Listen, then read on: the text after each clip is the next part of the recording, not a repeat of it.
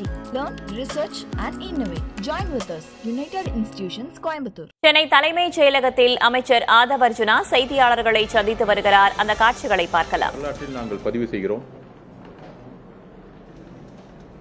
பெரியார் அவர்கள் கனவு கண்ட, புரட்சியாளர் அம்பேத்கர் அவர்கள் கனவு கண்ட, பேரறிஞர் அண்ணா அவர்கள் கனவு கண்ட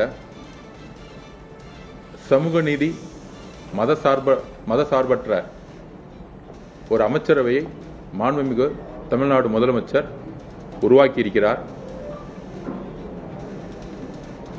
இந்த தேர்தலில் என்ன பெரிய வெற்றின்னு கேட்டுட்டு இருக்காங்க எதிர்க்கட்சிகள்.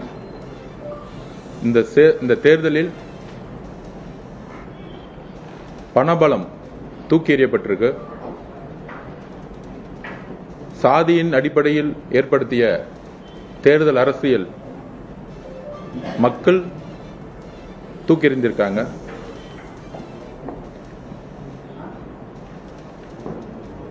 சி ஜோசப் விஜய் அப்படின்னு சொல்லி மக்களிடம் ஓட்டு கேட்டு மத அரசியலை தூக்கி எறிந்திருக்கார் எங்களுடைய தலைவர். எல்லோருக்குமான ஒரு முதல்வராக எல்லா மதமும், எல்லா சாதிகளும், இளைஞர்களும், பெண்களும் இணைந்து இந்த வெற்றியை உருவாக்கிய பொழுது எங்களுடைய தலைவர் முதல் மாநாட்டில் சொன்ன மாதிரி, அதற்கப்புறம் என்னுடைய தனிப்பட்ட ஒரு முழக்கமாக கூட சொன்னோம், நம்ம ஆட்சியிலும் பங்கு அதிகாரம் பங்குன்னு. தமிழக வரலாற்றில் இதெல்லாம் சாத்தியமா அப்படின்னு எதிர்க்கட்சிகளும் ஊடகங்களும் ரொம்ப அண்டர்ஸ்டிமேட்டோட எங்கள் தலைவரையும் தமிழக வெற்றி கழகத்தையும் எலெக்ஷனுக்கு முன்னாடி பார்த்தாங்க. தேர்தல் அரசியலில் முதல் மாநாளில் என்ன வாக்குறுதி கொடுத்தாரோ, ஆட்சியிலும் பங்கு அதிகாரம் பங்கு, எல்லா கட்சிகளுக்கான பிரதிநிதித்துவம், எல்லா சமூகத்துக்கான பிரதிநிதித்துவம், இதுதான் பெரியார் அவர்கள் கனவு கண்டாரு. அந்த மாதிரி இன்றைக்கு இந்தியாவிலே இல்லாத அமைச்சரவையில் ஒடுக்கப்பட்ட ஏழை மக்கள், யார் யாரெல்லாம் கட்சிக்கு உறுதியாக உழைத்தார்களோ,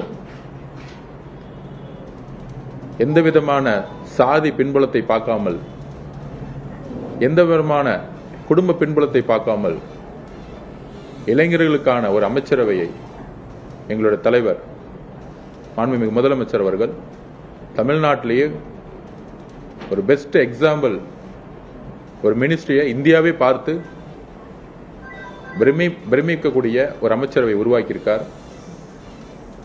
அதில் 8 தலித் சகோதரர்கள் முக்கிய துறைகளில் இன்னைக்கு தன்னுடைய பொறுப்பை எல்லாம் எடுத்திருக்காங்க.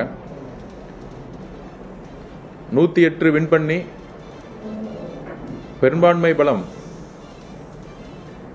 இல்லைன்னா பிரசிடென்ட் ரூல் வந்துடும், கவர்னர் ரூல் வந்துடும் அப்படிங்கின்ற ஒரு ஜனநாயக கடமையின் ஒரு முக்கியமான பங்கெடுப்பாக காங்கிரஸுடைய தலைவர் திரு ராகுல் காந்தி அவர்கள், மாநில தலைவர்கள் ஒருங்கிணைந்து முதல் ஆதரவை கொடுத்து, கம்யூனிஸ்ட் தோழர்கள்,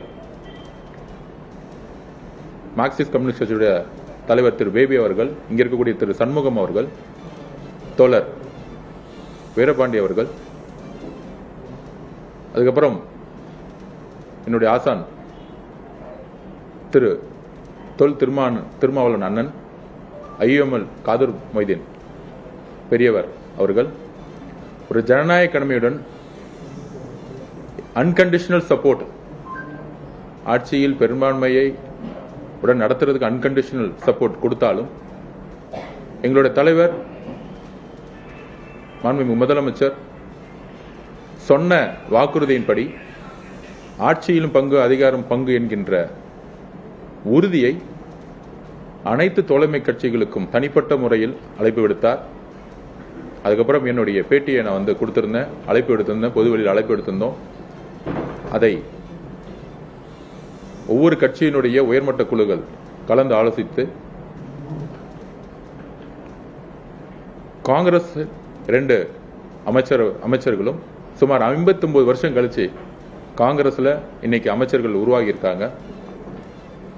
அதுக்கப்புறம் விடுதலை சிறுத்தைகள் கட்சி 30 வருஷம் அவருடைய முழக்கம். முதலில் அண்ணன் திருமானன் அவர்கள் ஒரு அதிகாரம் ஒருவர் மட்டும்தான் இருக்கணுமான்னு முதலில் 99 குரல் எழுப்பினாரு. ஐயா மூப்பனார் அவர்கள் இருக்கும் பொழுது ஆட்சியிலும் பங்கு அதிகாரத்திலும் பங்கு குரல் முதலில் ஒலித்தது அவருடைய குரலில் இருந்து. IUML 1948 உருவாக்கப்பட்ட இயக்கம், 75 வருட பாரம்பரிய இயக்கம். ஆனால் இன்றைய வரையும் முன்பிருந்த அரசுகள் இஸ்லாமிய சகோதரர்களுக்கும் கிறிஸ்தவ சகோதரர்களுக்கும் எந்த விதத்திலும் அதிகாரத்தை பகிர்ந்து கொடுத்தது கிடையாது. தன்னுடைய கட்சியில் இருப்பவர்களுக்கு பெயரளவிற்கு அதிகாரம் இல்லாத துறைகளை ஒதுக்கி சமூக நீதி இல்லாத ஒரு அரசை உருவாக்கியிருந்தாங்க. ஆனால் இன்றைக்கு உண்மையான சமூக நீதி நாளாக இன்னைக்கு நாங்கள் பார்க்கிறோம். இன்றைக்கு கவர்னர் பதவியேற்ப பிறகு மாண்புமிகு முதலமைச்சர் அவர்கள் அண்ணன் திருமானன் அவர்களையும் காதர் மொய்தீன் பெரியவர் அவர்களை பார்த்து, இன்றைக்கு தான் நான் மன நிறைவோடு இருக்கிறேன், இந்த அமைச்சரவை இன்றைக்கு தான் முழுமை பெற்றது அப்படின்னு தன்னுடைய அன்பை பகிரும் பொழுது எல்லோரும் ஒரு உணர்ச்சி பூர்வமான ஒரு நேரமாக காலையில் கவர்னர் ஆஃபீஸில் ஒரு நல்ல தருணமாக இருந்துச்சு. ஸோ இன்றைக்கு பொறுத்த வரைக்கும் எங்களுக்கு உண்மையான பெரியார் கனவு கண்ட, புரட்சியாளர் அம்பேத்கர் கனவு கண்ட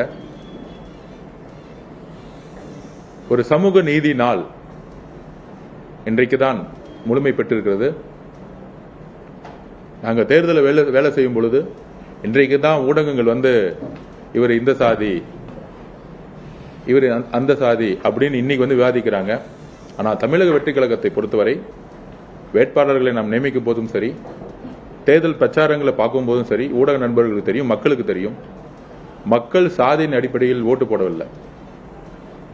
எதிர்கட்சிகள் தவறா பிரச்சாரம் பண்றாங்க, இந்து அறநிலைத்துறையில் இந்த கம்யூனிட்டியிலிருந்து போட்டிருக்காங்கன்னு. ரமேஷ் அவர்களுடைய கம்யூனிட்டி அவர் இருக்கிற வரைக்கும் எங்களுக்கு தெரியவே தெரியாது. தமிழக வெற்றி கழகத்தை பொறுத்த வரைக்கும் எல்லோரும் இளைஞர்கள், பெண்கள் அதிகம். சாதியின் உணவின் அடிப்படையில் எப்பொழுதும் தேர்தல் எதிர்கொண்டது கிடையாது. அப்படி இருக்கும் பொழுது எல்லா துறையிலும் தமிழக வெற்றி கழகத்தில் ஒரு வருஷத்துக்கு முன்னாடி பார்த்திருப்பீங்க, 3 வருஷத்துக்கு முன்னாடி பார்த்திருப்பீங்க, எதிர்கட்சிகள் தமிழக வெற்றி கழகம் வெற்றி பெறவே பெறாது, எங்கள் தலைவர் முதலமைச்சர் ஆக மாட்டாது அண்டர்எஸ்டிமேட் பண்ணியிருந்தாங்க. ஆனால் நாங்கள் இளைஞர்கள் எல்லோரும் கடுமையாக உழைத்தோம். தேர்தல் அரசியலில், கட்சியிலுடைய பிரச்சாரத்தில் அப்படி யாரெல்லாம் உழைத்தாங்களோ இன்னும் உழைத்தவர்கள் லட்சக்கணக்கான பேர் இருக்காங்க.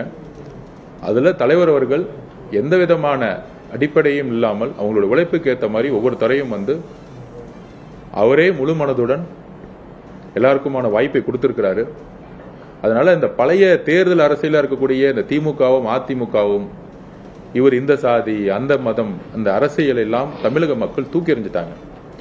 ஒவ்வொரு முடிவும் மதசார்பற்ற கொள்கையிலும் சமூக நீதியின் அடிப்படையிலும் ஒவ்வொரு அமைச்சரும் ஒவ்வொரு நிர்வாகியும்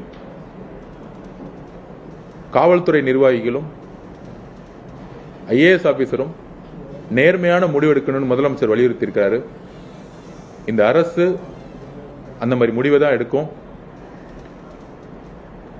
திருப்பியும் பதிவு பண்றோம், இந்த அரசு பெரியார் அவர்களுடைய கொள்கையிலும் அறிஞர் அண்ணா அவருடைய கொள்கையிலும் புரட்சியாளர் அம்பேத்கர் அவருடைய கொள்கையில் தான் வழி நடக்கும்.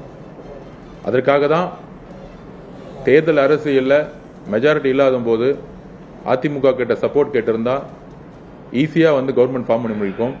ஆனால் ஒவ்வொரு கட்சியுடைய தோழமை கட்சிகளுடைய நம்பிக்கையை நாங்கள் உருவாக்கினோம். இந்த அரசு மதசார்பற்ற கொள்கையிலும் சமூக நீதி கொள்கையிலும் உறுதியாக இருக்கும் என்பதை காங்கிரஸ் தலைவர் திரு ராகுல் காந்தி அவர்களிடம் வெளிப்படுத்தினோம். அதை அவர் நம்பினார். எங்களுடைய முதல்வர்களும் அவர்களும் ஒரு சகோதரர் போல ஒரு உறவை இன்றைக்கு உருவாக்கி இருக்கிறார்கள். கம்யூனிஸ்ட் தோழர்கள் அவர்களிடம் இந்த மதசார்பற்ற கொள்கையை பற்றி உருவாக்கி ஒரு நீண்ட விவாதத்தை உருவாக்கணும். இது அதிகாரத்துக்கோ பணபலத்துக்கோ உருவாக்கிய கூட்டணி கிடையாது. அதுக்கப்புறம் விடுதலை சிறுத்தைகள் கட்சி தலைவர் அவர்களிடம் ஒரு பெரிய நீண்ட விவாதம், அவர் கூட இருந்தக்கூடிய தோழர் ரவிக்குமார் அண்ணன், தோழர் சிந்தனை சண்முக அண்ணன் எல்லோரிடமும் எந்த அளவிற்கு இந்த அரசு மதசார்பற்ற கொள்கையிலும் சமூக நீதி கொள்கையிலும் உருவாகி இருக்கிறதை விளக்கினோம்.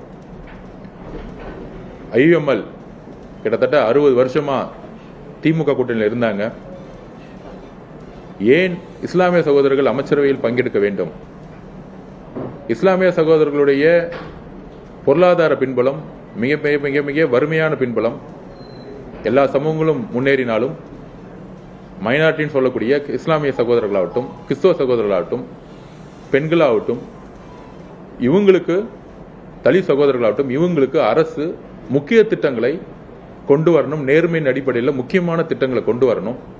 அப்படி கொண்டு வரும் பொழுது இஸ்லாமிய சமூகத்துடைய பிரச்சனைகளை சிறு வயதிலிருந்தே உணர்ந்த ஒரு சகோதரர் அமைச்சராகும் பொழுது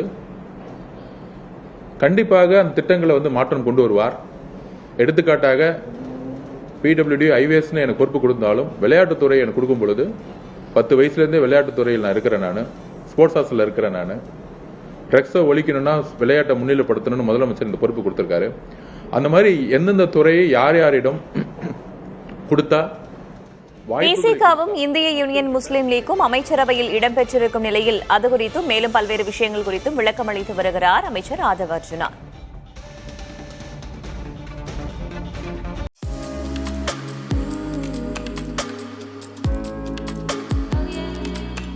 UIT.